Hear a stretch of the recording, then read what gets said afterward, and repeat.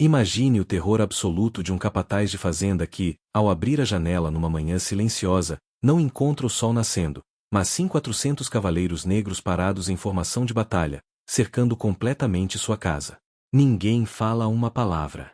Apenas o som pesado da respiração dos cavalos e o brilho frio das lanças de 3 metros apontadas para a varanda. Mas o pior para aquele capataz não era o exército em si, o pior era quem liderava a tropa. Aquele homem montado na frente, com o olhar gelado, não era um general do império. Era Tomás. O mesmo garoto franzino de 16 anos que, apenas 3 anos antes, foi obrigado a assistir seu pai, João Grande, ser chicoteado até a morte naquele mesmo terreiro, enquanto esse mesmo capataz ria e dizia que ele seria o próximo. Naquele dia trágico, Tomás não chorou. Ele correu. Mas o que ninguém naquela fazenda sabia é que ele não estava fugindo para se esconder. Ele estava indo aprender a caçar. Ele se juntou aos lendários lanceiros negros da Guerra dos Farrapos, sobreviveu a traições históricas e massacres, e agora voltou para cobrar uma dívida de sangue que nem o tempo conseguiu apagar. O que aconteceu naquela manhã mudou a história da região para sempre e fez senhores de escravos tremerem por décadas. Se você quer receber mais histórias reais e brutais como essa, já deixa o seu like e se inscreve no canal agora. Porque a vingança que você vai ver a seguir não está nos livros de escola. Para entendermos como um único menino foi capaz de abalar as estruturas de poder de todo um estado, precisamos primeiro sentir o cheiro da morte que impregnava o ar na fazenda São Borja em 1842. Não era apenas o cheiro de sangue dos bois abatidos para a produção do charque, aquela carne seca e salgada que sustentava a economia do império, era o cheiro da desesperança. O calor no interior do Rio Grande do Sul naquela época do ano não dava trégua, transformando o solo barrento dos currais em uma estufa sufocante, onde homens e mulheres trabalhavam até a exaustão, vigiados por olhos que não viam humanidade, apenas lucro e propriedade. Nesse cenário desolador, existia uma figura que parecia desafiar a lógica da submissão apenas com sua postura. João Grande. Ele era o pai de Tomás. João não era um homem de muitas palavras, mas seu silêncio carregava um peso, uma dignidade que até os feitores, em seus momentos de sobriedade, hesitavam em desafiar. Ele era a âncora daquela comunidade de escravizados, um homem que trabalhava o dobro para evitar que os mais velhos fossem punidos, alguém que, com um simples olhar, acalmava os ânimos exaltados dos mais jovens.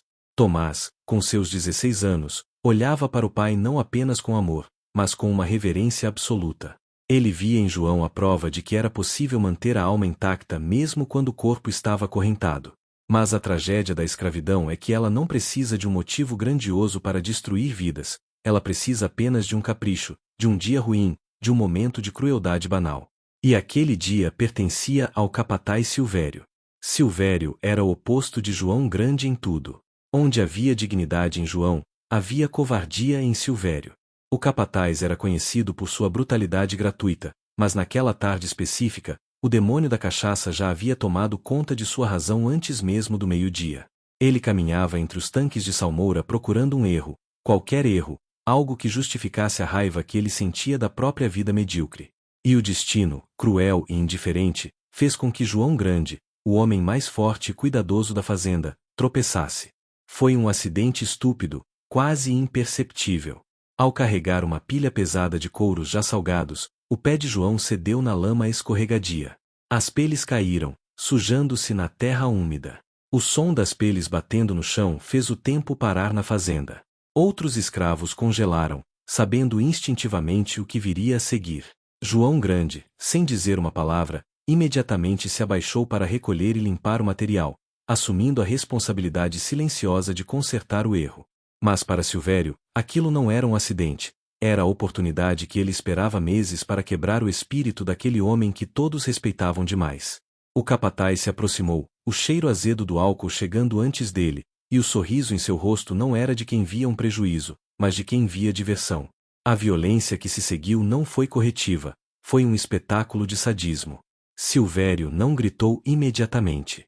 Ele apenas desenrolou o chicote de couro cru com uma calma aterrorizante. O primeiro estalo cortou o ar abafado como um trovão, atingindo as costas de João Grande. O homem não emitiu som algum. Ele apenas tensionou os músculos e continuou tentando limpar os couros. A segunda chicotada veio mais forte. A terceira rasgou a camisa. Silvério ria entre os golpes, provocando, esperando um grito, uma súplica, qualquer coisa que validasse seu poder. Mas João Grande negava a ele essa satisfação. 10 chicotadas. 20.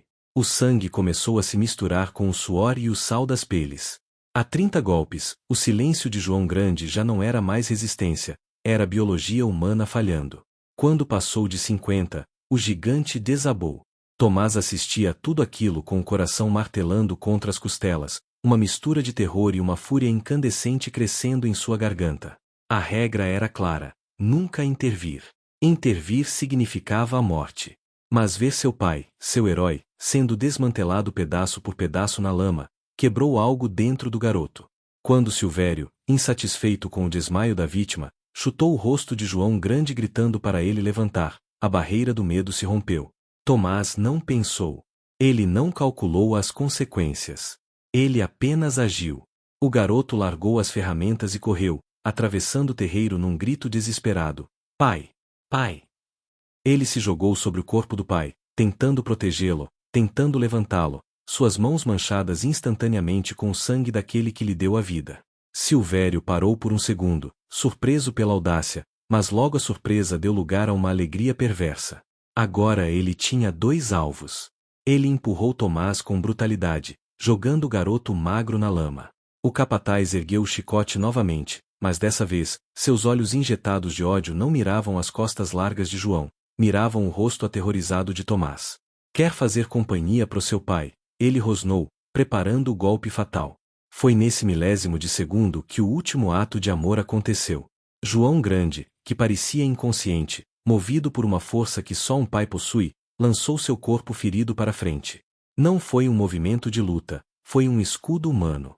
A ponta de metal do chicote, destinada a cegar ou matar o garoto, encontrou o pescoço de João. O som foi horrível, definitivo. O sangue jorrou com violência, marcando o chão e a alma de Tomás para sempre. João Grande caiu pesado, a vida esvaindo-se rapidamente de seus olhos. Ele usou o último fôlego não para amaldiçoar seu assassino, nem para gritar de dor. Ele olhou fixamente nos olhos do filho, segurou seu braço com a força que lhe restava e sussurrou a ordem suprema: corre, meu filho. Vive. Tomás ficou paralisado por um instante que pareceu durar uma eternidade. Ele olhou para o pai morto. Olhou para o sangue. E então levantou os olhos para Silvério. O capataz estava sorrindo. Aquele sorriso de impunidade, de quem sabe que o sistema o protege, de quem acha que a vida de um negro vale menos que o couro que caiu no chão. Aquele sorriso foi gravado a ferro e fogo na memória de Tomás. O medo deu lugar a uma clareza fria e absoluta. Ele obedeceu ao pai. Ele virou as costas e correu. Se você está sentindo o peso dessa injustiça e quer saber como esse garoto vai transformar essa dor em uma revolução, considere deixar o seu like e se inscrever no canal. Histórias como a de Tomás precisam ser contadas para que a gente entenda a força daqueles que vieram antes de nós. Ao se inscrever, você garante que vai acompanhar cada passo dessa vingança histórica. A fuga de Tomás não foi apenas uma corrida, foi uma caçada humana. Ele correu 30 quilômetros na primeira noite, ignorando a exaustão, ignorando a fome, ignorando os espinhos que rasgavam suas pernas na mata fechada. Ele sabia que, assim que o sol nascesse, os cães estariam em seu rastro. Os capitães do mato, caçadores de recompensas especializados em recapturar fugitivos, conheciam aquele terreno melhor do que ninguém. Tomás cruzou rios nadando para despistar o cheiro, enterrou-se sob folhas podres para dormir por minutos inquietos, sempre com a imagem do pai morrendo piscando em sua mente cada vez que fechava os olhos. Por 3 dias, ele foi um animal caçado. A sede fazia sua garganta parecer cheia de vidro moído. A solidão era absoluta. Ele era apenas um menino de 16 anos contra o poderio do Império Brasileiro e seus agentes. Mas o destino, que havia sido tão cruel na fazenda, preparava uma reviravolta nas matas do sul. Exausto, delirando de febre e fome, Tomás tropeçou em uma clareira. Ele esperava encontrar a morte, talvez uma onça ou os capitães do mato finalmente o alcançando. Mas o que ele viu fez seu sangue gelar, e, ao mesmo tempo, ferver. Diante dele não estava uma fazenda, nem uma cidade. Era um acampamento militar. Mas não eram as fardas azuis e impecáveis do exército imperial. Eram homens vestidos com trapos, ponchos vermelhos, lenços no pescoço e chapéus de aba larga. Eram negros. Centenas deles. Limpando armas, cuidando de cavalos, afiando lanças de taquara com pontas de ferro forjado. Tomás havia encontrado, por puro acaso ou providência divina, um destacamento dos lanceiros negros.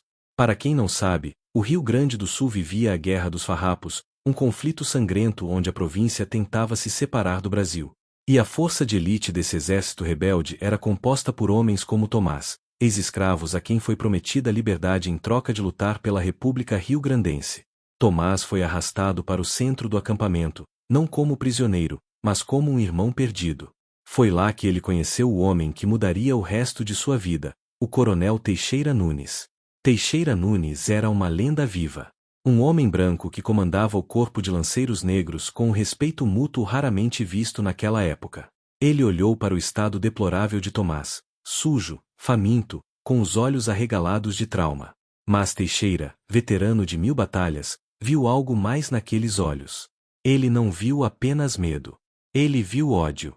Um ódio puro, concentrado, um combustível poderoso se fosse direcionado corretamente.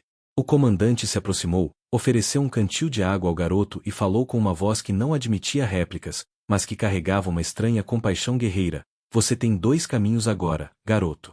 O mundo lá fora quer te matar ou te acorrentar de novo.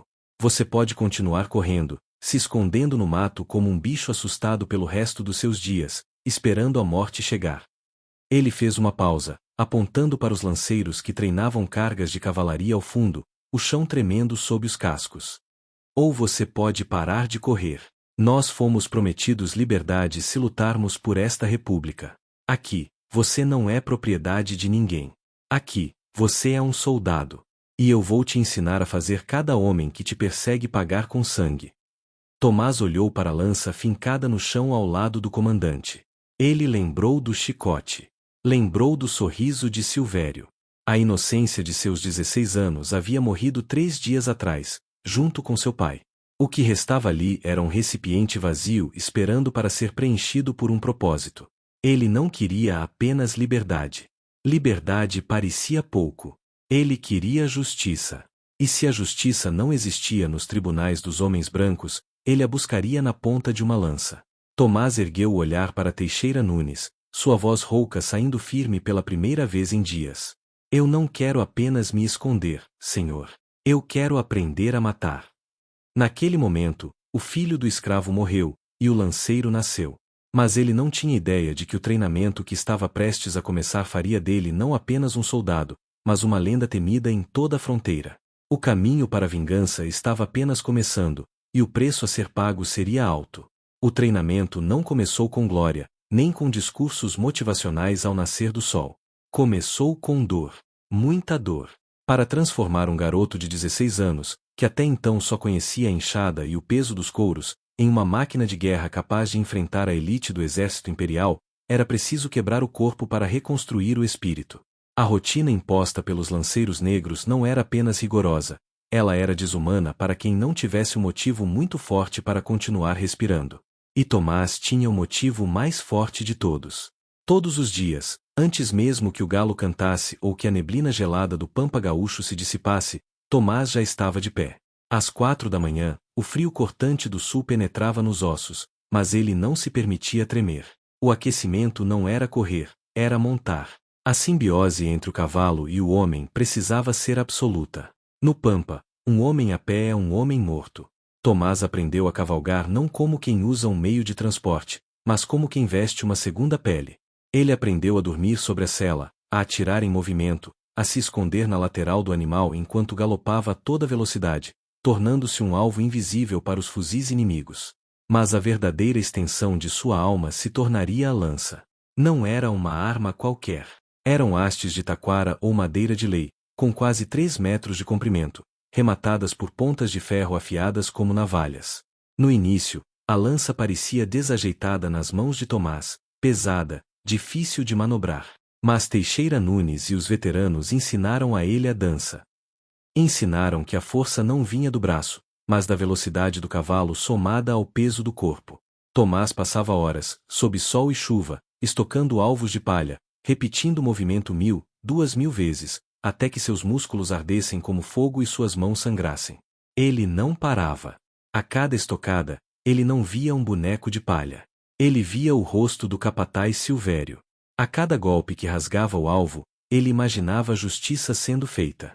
A lança deixou de ser um objeto e passou a ser o pincel com o qual ele desenharia sua vingança. O ano de 1842 se arrastou em um borrão de suor e calos, e quando 1843 chegou, Tomás já não era mais o menino que fugira da fazenda. Seu corpo havia espichado, seus ombros alargaram, e seu olhar adquiriu uma dureza granítica. Ele estava pronto. E o destino não tardou a testá-lo. Sua primeira prova de fogo foi a Batalha de Coxilha do Aedo. Para um novato, o campo de batalha é o inferno na terra. O cheiro de pólvora queimada é sufocante, a fumaça cega, e o barulho dos canhões e gritos é ensurdecedor. Muitos homens congelam. Outros fogem. Tomás, no entanto, sentiu algo estranho acontecer quando a corneta soou ordenando a carga.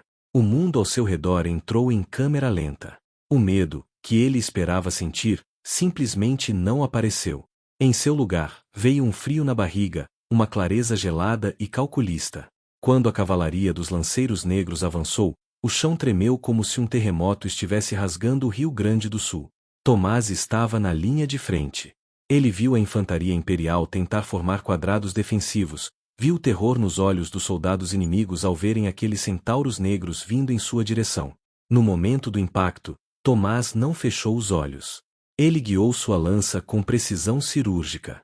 Ele viu homens morrerem por suas mãos, viu o sangue inimigo manchar sua farda, mas não sentiu remorso. Ele sentiu poder. Pela primeira vez na vida, ele não era vítima. Ele era o juiz, o júri e o executor. Naquela tarde, e nas muitas batalhas que se seguiram nos meses seguintes, nasceu uma lenda. Os soldados imperiais começaram a cochichar sobre um lanceiro fantasma. Um jovem que lutava com uma ferocidade silenciosa, que parecia surgir da fumaça, derrubar 3 ou 4 homens e desaparecer antes que pudessem mirar nele. Tomás não lutava pela glória da República Rio-Grandense, embora acreditasse na causa. Ele lutava para aprimorar sua arte. Ele lutava para se certificar de que, quando voltasse para a fazenda São Borja, ninguém, absolutamente ninguém, poderia detê-lo. Essa competência letal não passou despercebida. Aos 18 anos, ele já ostentava as divisas de cabo. Mas mais importante que a patente era o respeito. Outros homens, ex-escravos que também haviam fugido de fazendas brutais, começaram a gravitar em torno dele. Eles viam em Tomás um líder natural, alguém que entendia a dor profunda que cada um carregava. Entre 1843 e 1845, formou-se ao redor de Tomás um núcleo duro. Não era apenas um pelotão, era uma irmandade forjada no sangue e na promessa de liberdade. Eram 400 homens. 400 lanceiros negros que respondiam, direta ou indiretamente, à liderança moral de Tomás e ao comando tático de Teixeira Nunes. Cada um desses homens era um sobrevivente. Cada um tinha cicatrizes nas costas que contavam histórias de tortura e humilhação. Eles não eram soldados conscritos que lutavam por obrigação, eram guerreiros voluntários que lutavam por dignidade. Eles se tornaram a tropa de choque da Revolução Farroupilha. Onde a batalha era mais difícil, onde a morte era mais certa, os generais enviavam os lanceiros negros. E eles venciam. Venciam porque não tinham para onde recuar. Para eles, a derrota não significava apenas perder a guerra, significava voltar para o tronco, para a corrente, para a escravidão. A cola que mantinha esses homens unidos, além da lealdade mútua, era a promessa. A grande promessa feita pelos líderes da República: lutem conosco, e quando vencermos o Império, vocês serão livres. Vocês terão terras. Vocês serão cidadãos. Teixeira Nunes repetia isso como um mantra. Tomás queria acreditar. Ele precisava acreditar que o sangue derramado compraria a liberdade de seus irmãos e a sua própria. Mas o mundo da política é muito mais sujo que o campo de batalha, e enquanto Tomás e seus 400 homens sangravam nos pampas, em gabinetes fechados à luz de velas, o destino deles estava sendo negociado como mercadoria barata. Chegamos a 1845. A guerra já durava 10 anos. Ambos os lados estavam exaustos. O Império Brasileiro queria pacificar o Sul, e os líderes farrapos queriam anistia e a garantia de suas propriedades. As negociações de paz começaram a tomar forma, o que ficaria conhecido como a Paz de Poncho Verde. Mas havia um problema incômodo nessas negociações. O problema eram os lanceiros negros. O Império não podia aceitar que 400 ex-escravos, altamente treinados, armados e com experiência de combate, fossem soltos como homens livres. Isso seria um exemplo perigoso para o resto do país, que ainda baseava sua economia na escravidão. E os estancieiros gaúchos, muitos dos quais lutaram ao lado dos farrapos, também não estavam confortáveis com a ideia de negros armados e livres vizinhos de suas terras. Então, uma solução macabra foi desenhada nas sombras. Uma traição tão vil que mancharia a história do Brasil para sempre. Em novembro de 1844, o comandante-chefe dos exércitos farroupilhas, David Canabarro, ordenou que o corpo de lanceiros negros, liderado por Teixeira Nunes, acampasse na curva do Arroio Porongos. A ordem parecia estranha. Eles foram instruídos a relaxar, a descansar. Pior ainda, foi ordenado que dessem munição e retirassem as pontas das lanças para reparos. Tomás, com seu instinto de sobrevivência afiado como navalha, sentiu um arrepio na espinha. O acampamento era vulnerável. Eles estavam expostos. Algo está errado, Tomás sussurrou para um de seus tenentes na noite de 14 de novembro. O silêncio daquela noite era pesado, antinatural. Teixeira Nunes, confiando em seus superiores, garantiu aos homens que a paz estava próxima, que aquele descanso era o prelúdio da liberdade. Mas Tomás não conseguia dormir. Ele ficou acordado, polindo uma adaga que mantinha escondida na bota, olhando para a escuridão. E então, a traição se materializou. Não foi um ataque surpresa comum, foi um massacre combinado. As forças imperiais, lideradas por Moringue, sabiam exatamente onde os lanceiros estavam. Sabiam que estavam desarmados. Sabiam que estavam dormindo. O ataque começou na madrugada. Não houve batalha. Houve carnificina. Os soldados imperiais caíram sobre o acampamento como lobos em um rebanho. Homens desarmados tentavam lutar com as mãos nuas, sendo passados no fio da espada ou baleados a queima-roupa. O caos foi absoluto. Gritos de traição ecoavam na noite, misturados aos relinchos de cavalos aterrorizados. Teixeira Nunes lutou bravamente, tentando organizar uma defesa impossível, e caiu morto defendendo seus homens. Tomás, no meio do inferno, viu seus irmãos de armas, homens com quem dividira o pão e os sonhos por 3 anos, sendo abatidos como gado. A promessa de liberdade havia sido uma mentira. Eles tinham sido vendidos. Mas Tomás não estava pronto para morrer. Não ali. Não daquele jeito. No meio da confusão, ele reuniu um grupo. Comigo. Para os cavalos. Agora, ele rugiu, sua voz cortando o barulho da morte. Ele lutou com uma fúria demoníaca, usando a adaga, usando pedras, usando as próprias mãos para abrir caminho. 120 lanceiros morreram ali, no chão frio de Porongos. 180 foram capturados para serem reescravizados e enviados para a corte no Rio de Janeiro. Mas 100 lanceiros, os mais duros, os mais rápidos, conseguiram romper o cerco. Tomás liderou essa fuga desesperada. Ferido, com o uniforme rasgado e o coração partido pela traição, ele guiou os sobreviventes para a escuridão da mata. Eles haviam perdido a guerra. Haviam perdido a esperança na República. Mas haviam sobrevivido. E enquanto cavalgavam para longe do massacre, Tomás olhou para trás, para a fumaça que subia de Porongos, e percebeu uma verdade brutal. A única justiça que existia era aquela que eles mesmos fariam. A guerra política tinha acabado, mas a guerra pessoal de Tomás estava apenas começando. E agora, ele tinha 100 homens que não deviam lealdade a nenhuma bandeira, apenas a ele e a sede de vingança. O Império achou que tinha se livrado do problema. Mal sabiam eles que tinham acabado de criar um pesadelo muito pior. A fumaça do massacre de Porongos ainda parecia arder nas narinas de Tomás, mesmo meses depois de o fogo ter se extinguido. Para o resto do Brasil, a Guerra dos Farrapos estava oficialmente encerrada. Os tratados de paz haviam sido assinados, os generais apertavam as mãos em salões nobres, e o Império celebrava a pacificação do Sul. Mas para os 100 homens que se escondiam nas matas densas da fronteira com o Uruguai, a palavra paz soava como um insulto amargo. Eles eram fantasmas. Eram os restos de um exército traído, homens que haviam sido vendidos por seus próprios líderes em troca de anistia política. Tomás, agora com 19 anos, Carregava no corpo e na alma o peso de 3 décadas. As cicatrizes de balas de raspão e cortes de sabre desenhavam um mapa de violência em sua pele negra, mas era o silêncio dele que assustava. No quilombo improvisado onde se refugiaram, uma comunidade secreta encravada em um vale de difícil acesso, o tempo parecia ter parado. Era maio de 1845.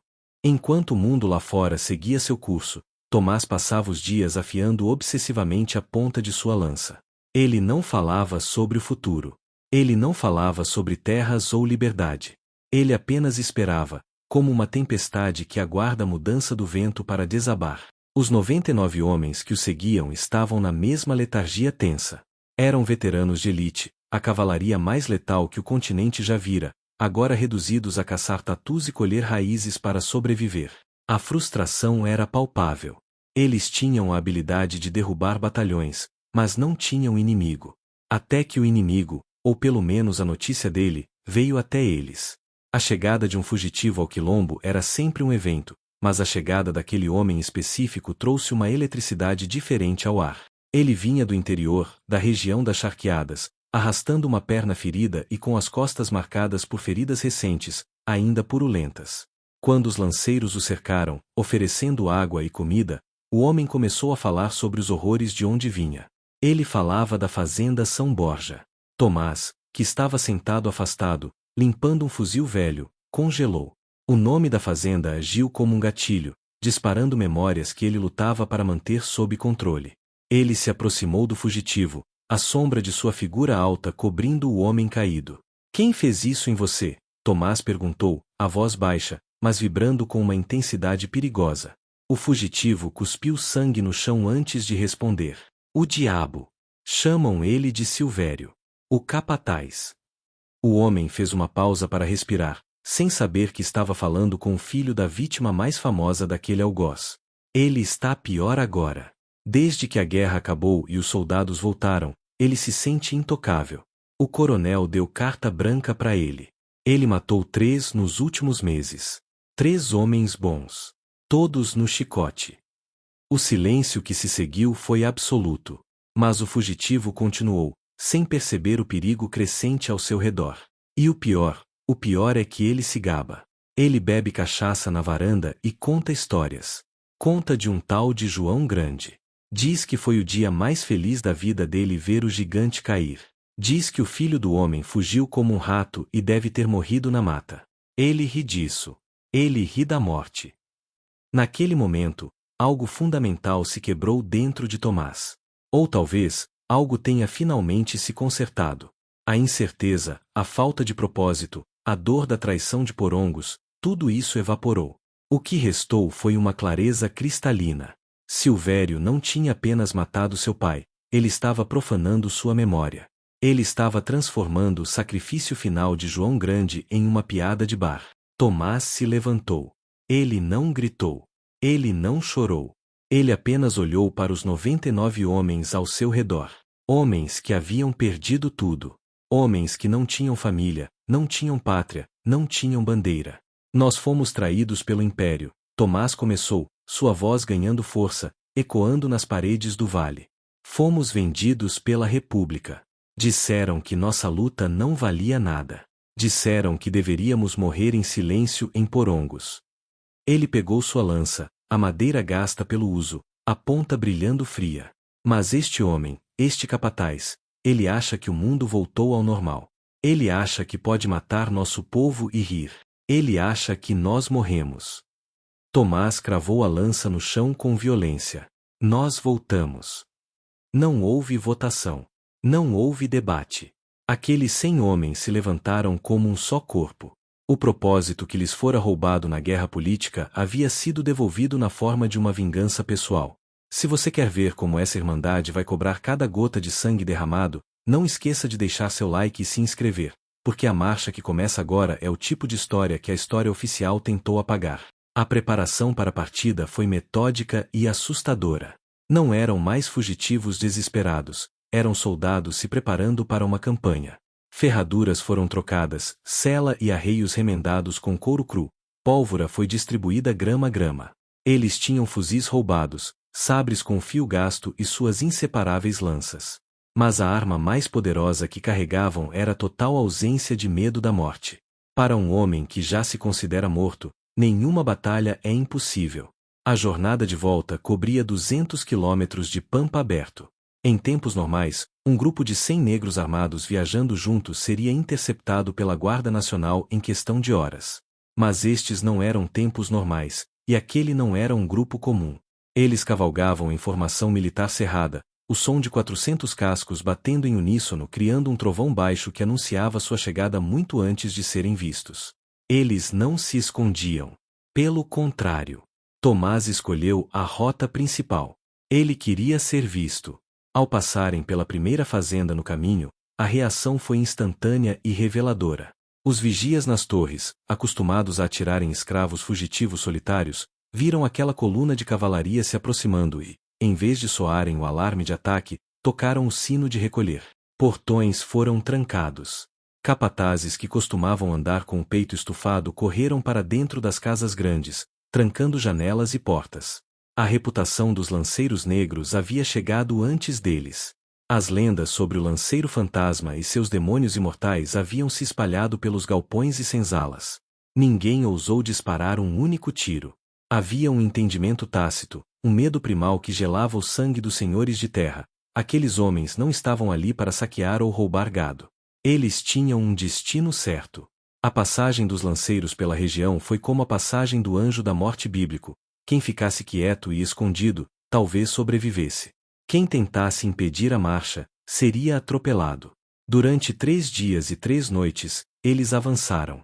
Tomás ia à frente, incansável. Ele comia montado, dormia poucas horas com a cabeça encostada no pescoço do cavalo, e seus olhos nunca desviavam do horizonte. A cada quilômetro que diminuía a distância para a fazenda São Borja, a tensão aumentava. Ele lembrava do cheiro da lama naquele dia. Lembrava da textura da mão do pai segurando seu braço. Na última noite, eles acamparam a apenas 5 quilômetros da fazenda. Não acenderam fogueiras. A escuridão era sua aliada. Tomás reuniu seus homens em um círculo apertado. O céu estava limpo, cravejado de estrelas que testemunhavam o fim de uma era. Amanhã, Tomás sussurrou, olhando nos olhos de cada um, muitos de nós podem morrer. O coronel tem homens. Tem armas. Mas eles lutam por dinheiro. Eles lutam por medo do patrão. Ele fez uma pausa, segurando o cabo de seu sabre. Nós lutamos por algo que eles nunca vão entender. Nós lutamos para que, quando contarem a história desta terra, saibam que houve um dia em que o chicote mudou de mão. Morreremos livres. E eles se lembrarão disso por gerações. Um murmúrio de aprovação, grave e profundo, percorreu o grupo. Não havia hesitação. Pouco antes do amanhecer, a ordem foi dada. Montar. O som de couro estalando e cavalos bufando preencheu a madrugada. A neblina baixa cobria os campos ao redor da fazenda São Borja, criando um cenário fantasmagórico. Tomás guiou a coluna para o topo de uma coxilha que dominava a visão da casa grande. Lá embaixo, a fazenda ainda dormia. A fumaça da chaminé da cozinha começava a subir, preguiçosa. Os galos começavam a cantar, ignorantes do fato de que aquele seria o último amanhecer normal daquele lugar. Tomás observou a varanda. A mesma varanda onde Silvério gostava de beber. A mesma varanda onde Chicote ficava pendurado. Ele sentiu uma calma fria tomar conta de seu peito. A raiva quente havia desaparecido, substituída pela certeza gelada da execução. Ele olhou para o céu, que começava a clarear num tom de roxo e sangue. Formação de cerco, ele ordenou. Os 100 cavaleiros se dividiram em 2 flancos, descendo a colina como 2 braços negros prontos para sufocar a propriedade. Eles não gritaram. Não houve o tradicional grito de guerra farroupilha. O silêncio era a arma. Eles cercaram a fazenda completamente antes que o primeiro raio de sol tocasse o telhado da casa grande. Quando o primeiro escravo da fazenda saiu para buscar água e viu a linha de cavaleiros imóveis na neblina, ele derrubou o balde.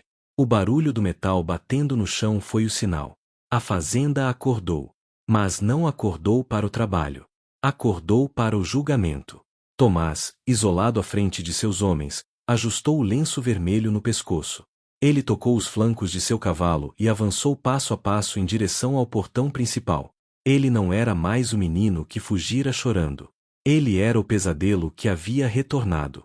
E ele não sairia dali sem a alma de Silvério. O cerco estava completo. A armadilha estava fechada. E a justiça, brutal e inevitável, estava prestes a bater a porta. O ar na entrada da fazenda São Borja estava tão carregado de tensão que parecia sólido, como se uma faísca pudesse incendiar não apenas a pólvora nos fuzis, mas a própria atmosfera. Tomás estava parado diante do portão principal, a apenas alguns metros da varanda onde o destino de sua família havia sido selado 3 anos antes. Ele não gritou novamente. O eco do nome Silvério ainda reverberava nas paredes da casa grande, e o silêncio que se seguiu foi a resposta mais ensurdecedora que ele poderia receber. Lentamente, a porta da casa se abriu. O rangido da madeira velha cortou a manhã fria. Silvério apareceu. Ele não era mais o homem imponente que Tomás lembrava. O álcool e os anos de crueldade haviam cobrado seu preço, deixando-o inchado, com os olhos vermelhos e as mãos trêmulas. Ele segurava um rifle, mas a maneira como o segurava denunciava seu pavor. Ele olhou para o exército de 100 cavaleiros negros, imóveis como estátuas de bronze e ódio, e tentou sorrir. Foi um sorriso quebrado, uma tentativa patética de evocar uma autoridade que ele já não possuía. Atrás dele, o coronel da fazenda surgiu, acompanhado por seus 20 capangas armados. Você! Silvério sussurrou, a voz falhando. Ele reconheceu os olhos. Eram os mesmos olhos do menino que ele vira correr. Você era aquele moleque. Pensei que os bichos tinham te comido no mato. Ele tentou rir, olhando para o coronel em busca de apoio, em busca daquela validação antiga de que a hierarquia os protegeria. Deveria ter terminado o serviço naquele dia. Deveria ter matado você junto com o imprestável do seu pai. Tomás não piscou. Seu cavalo deu um passo à frente, os cascos estalando no cascalho. Você está certo, respondeu Tomás, e sua voz era calma, terrível, desprovida de qualquer emoção humana que não fosse uma justiça gelada. Você deveria. Porque agora eu voltei. E não voltei sozinho. Trouxe 100 homens que aprenderam a matar com o próprio império que você defende. Homens que não têm nada a perder, a não ser a chance de ver você sangrar. O coronel, um homem pragmático que entendia de negócios e sobrevivência, fez um cálculo rápido e brutal. Ele olhou para os seus 20 homens, mercenários mal pagos que já começavam a baixar as armas, trocando olhares nervosos. Ninguém ali estava disposto a morrer por um capataz sádico. Depois, ele olhou para os 100 lanceiros. Eram veteranos. Tinham sobrevivido a cargas de cavalaria, a canhões, a massacres. Eles passariam por cima daquela fazenda como um rolo compressor. O silêncio foi quebrado pela voz do coronel. Não foi um grito de guerra, mas uma sentença de negócios. Silvério, disse ele, sem sequer olhar para o capataz. Sai da varanda. Vai lá embaixo. Resolve isso com eles. Silvério girou nos calcanhares, os olhos arregalados em descrença absoluta. Coronel? Eu servi o senhor por 20 anos. Eu mantive essa fazenda lucrando. O senhor vai me entregar para esses. Eu vou entregar você para salvar a minha propriedade e a minha família, cortou o coronel, com a frieza de quem descarta uma ferramenta quebrada. Isso não é problema meu. É um acerto de contas antigo. Desça. A traição foi o golpe final na arrogância de Silvério. O sistema que ele defendeu com tanta violência, a estrutura de poder na qual ele se apoiava para cometer suas atrocidades, acabará de cuspi-lo. Ele estava sozinho. Os 20 capangas recuaram, abrindo caminho. Silvério foi forçado a descer os degraus, as pernas tremendo tanto que ele quase caiu. Tomás desceu do cavalo. O movimento foi fluido, gracioso. Ele caminhou até a varanda, passando por Silvério como se ele não existisse, e arrancou o chicote que estava pendurado num prego na coluna de madeira. Era o mesmo chicote. O couro estava mais escuro, manchado pelo tempo e pelo sangue de outros infelizes, mas a ponta de metal ainda brilhava. Tomás pesou a arma na mão. Parecia leve. Leve demais para ter causado tanta dor. Meu pai morreu com 50 chicotadas, disse Tomás, virando-se para encarar o assassino. Ele não gritou. Ele não implorou. Ele morreu me protegendo. Tomás estalou o chicote no ar, um som seco que fez todos os presentes estremecerem. Você vai receber o mesmo tratamento. Nenhum a mais, nenhum a menos. A diferença é que você vai morrer sozinho. O que se seguiu não foi uma execução desordenada, foi um ritual. Silvério foi amarrado ao tronco no centro do terreiro, o mesmo tronco onde tantas vezes ele fora o carrasco. Agora, ele era a vítima. Os 100 lanceiros formaram um semicírculo, testemunhas silenciosas da história sendo reescrita.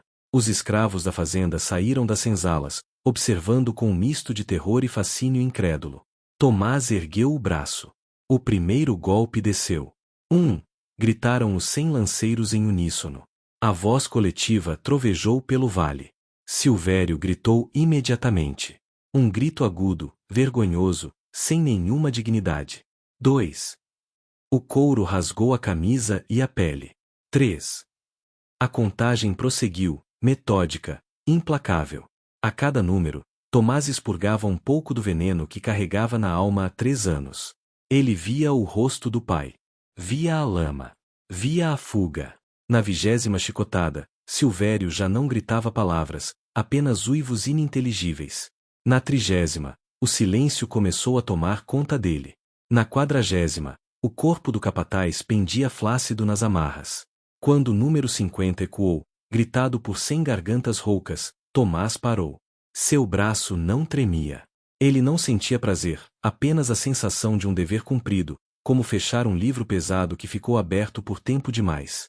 Ele largou o chicote no chão, ao lado do corpo destroçado daquele que um dia se achou um deus na terra. Silvério estava morto. Não apenas morto fisicamente, mas destruído moralmente, exposto como um covarde diante de todos a quem ele oprimiu.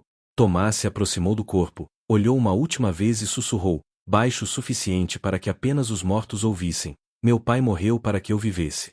Você morreu para que todos saibam que o medo mudou de lado. O silêncio na fazenda era absoluto.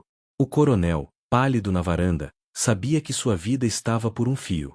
Mas Tomás não olhou para ele. Ele se virou para as senzalas, para os 80 homens e mulheres que assistiam aquilo como se fosse um sonho. Vocês viram o que aconteceu aqui hoje, disse Tomás, sua voz projetando-se com a autoridade de um general. O homem que batia em vocês está morto. O sistema que protegia ele não o salvou. Ele apontou para o portão aberto. Nós vamos partir agora. Vamos para o Uruguai, onde a terra não pede sangue para produzir. Quem quiser vir, pegue o que puder carregar e venha agora. Quem quiser ficar, saiba que nunca mais precisa baixar a cabeça para ninguém. Vocês são livres. Foi um momento de decisão agonizante. A liberdade é assustadora para quem só conheceu correntes. Mas 40 almas, inspiradas pela visão daquele jovem guerreiro, deram um passo à frente. Eles não tinham cavalos, não tinham armas, mas tinham esperança. Juntaram-se à coluna dos lanceiros. Agora, eram 140 pessoas deixando a fazenda São Borja para trás. A partida foi solene. Eles não incendiaram a casa. Não mataram o coronel. Deixá-lo vivo, humilhado e sem sua ferramenta de terror, era uma punição maior. A lenda de Tomás e seus 400 homens, o número aumentava a cada boca que contava a história, espalhou-se como fogo em palha seca por todo o Rio Grande do Sul. Nas semanas seguintes, um fenômeno estranho aconteceu na província.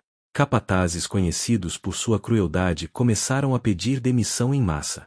Senhores de escravos, aterrorizados com a possibilidade de uma visita do lanceiro fantasma, começaram a tratar seus cativos com uma cautela inédita. O medo, que sempre foi a arma do opressor, agora apontava contra eles.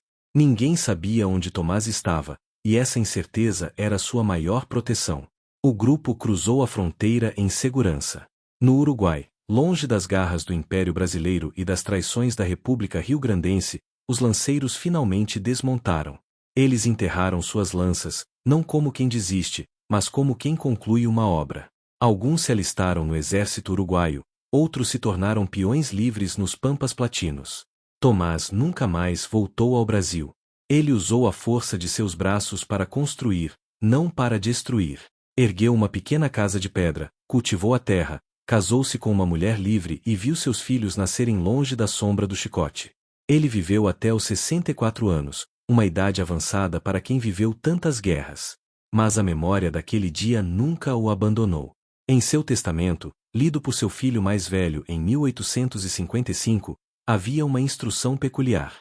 Dentro de um baú de madeira de lei, envolto em panos de linho, estava o chicote de Silvério.